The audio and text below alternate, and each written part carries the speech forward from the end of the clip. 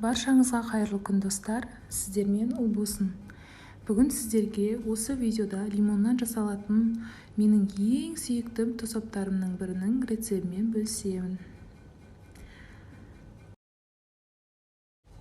Бізге қажетті ингредиенттер: 700 грамм лимон жақсылап тазалап аламыз, және де 1 килограмм қант қажет. Әзірше ең алдымен лимонды жарты дөңгелектеп, қатты жұқа қылмай, қатты қалың да қылмай, орташа етіп кесіп шығамыз. Міндетті түрде ортасындағы дәнектерін алып тастаймыз. Бірде-бір дәнек біздің қазанымызға кетіп қалмауы керек, өйткені оның дәмі ащы болып кетеді.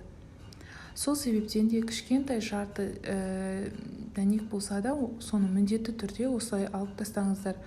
Ол бізге қажет емес.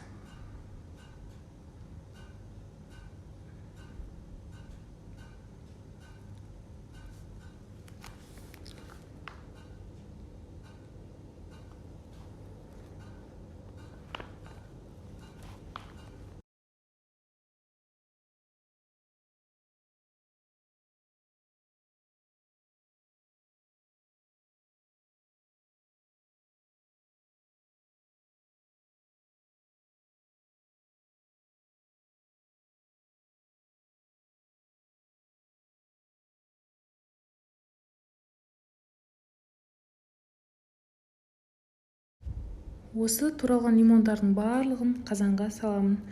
1 килограмм қантты бірден салмаймыз, оны 4-ке бөліп саламын. Қанттың бір бөлігін 200 граммдайын лимонның бетіне сеуіп қоямын. Енді төменнен жоғары қарай араластырып шығамыз, бірақ араластырған кезде біздің лимондарымыз езіліп кетпейтіндей қылып араластырамыз. Шамамен 30 минуттай қойып қоямыз. 30 минуттан соң соғы шығады. Дәл соның үстінен қанттың екінші бөлігін саламыз. Шамамен 200 граммдай салдым, және де осыны тағы да араластырамыз да қатты отқа қоямыз.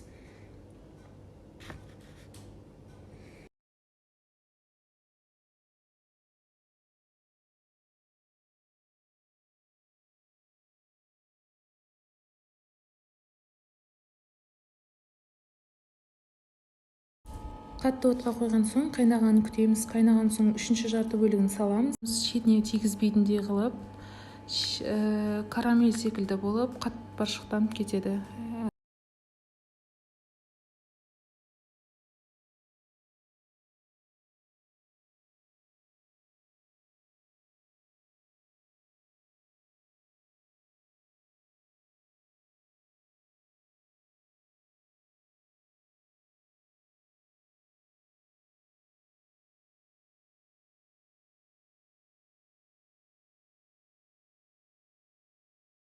Тағы да қатты қайнап жатқан кезде соңғы 4-ші бөлікті саламыз.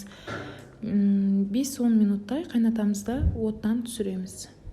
Кішкене суытып, банкаларға құйып пайдалана берсеңіздер болады.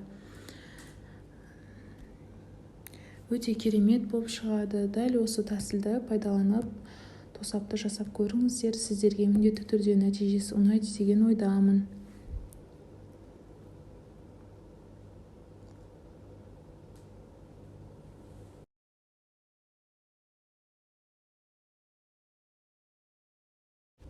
Керемет болып шығады. Міндетті түрде суытыңыздар. Сіздерге 100% ұнайды деген ойдамын. Түсі де қараңыздар, янтар түсті, әдемі, мөлдір лимондар езілмей пісіп шыққан. Жасап көріңіздер.